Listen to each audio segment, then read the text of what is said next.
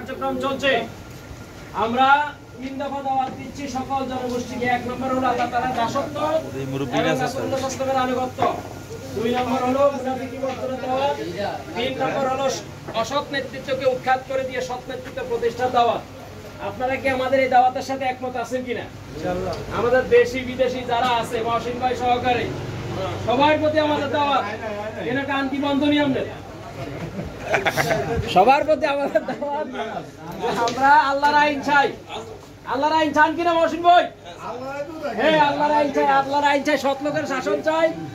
এই স্লোগানকে সামনে রেখে এত বছর পর্যন্ত আমরা বিভিন্ন মানুষের আইন দেখছি, শাসন দেখছি।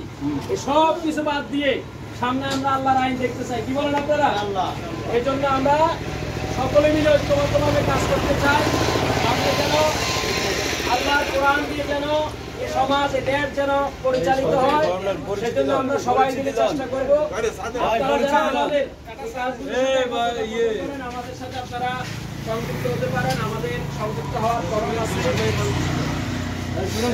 কোরআনের শাসন চান নাকি? ইনশাআল্লাহ এদেশে কোরআন সুন্নাহর আইন বাস্তবায়ন হোক, এটা তো চান কিনা?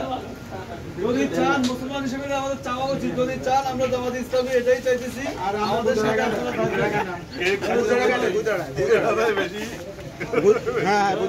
সবাই করেন।